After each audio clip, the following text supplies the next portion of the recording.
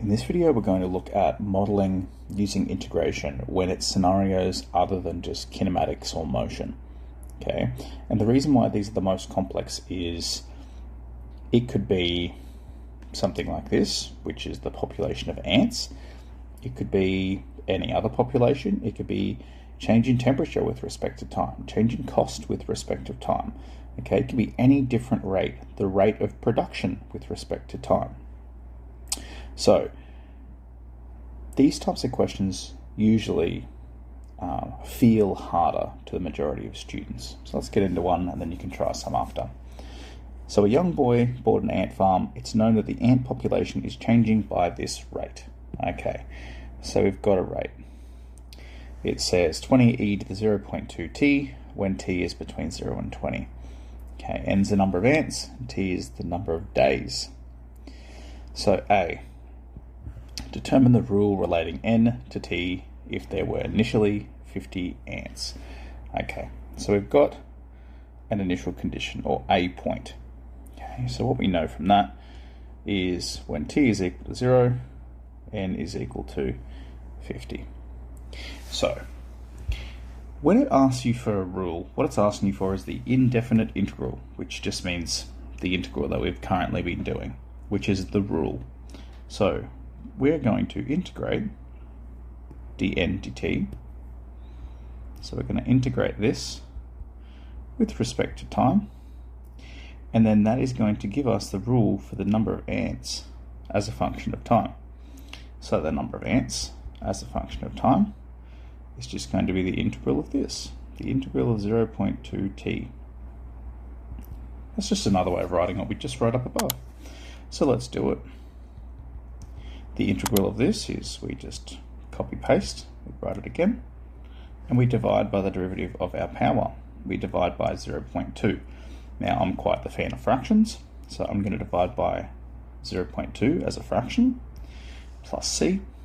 And the reason I've divided by 0.2 as a fraction is just because I know that I can now multiply by the inverse of that fraction to get 20 times 5 equals 0.2t plus c, or 5 over 1, if you want to know where that 1 went, which just means this equation is 100e to 0.2t plus c.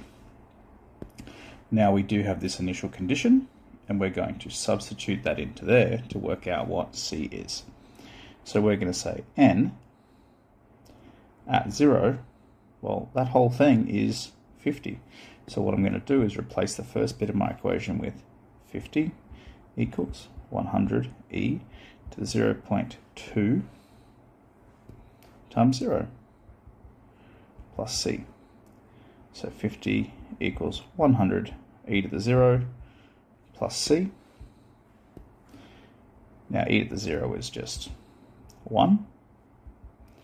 So really 50 take 100 is going to be what c is equal to. So c is negative 50.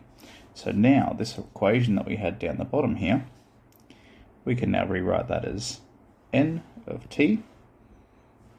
So n as a function of t is going to be 100e to the 0.2t take 50. So that's part A. We've now made a rule, an indefinite integral, and we've worked out what c is. Now B is how many ants are in that colony at 8 days. So we want to know n when t is equal to 8. Well, pretty simply, let's replace t with 8.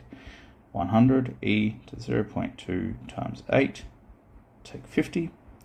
So n after 8 days, and we won't be able to do this without a calculator, so this is definitely a calculator-based question, is 445.3.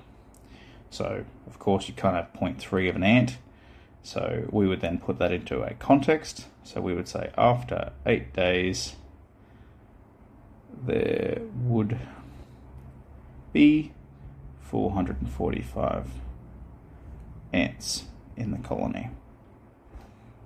It doesn't have to be a big sentence, but you do have to take your number from just being a numerical value Same with this 8 just being a numerical value, and put it back into a context, and that context is days and number of ants. All right, now it's your turn to have a go at some.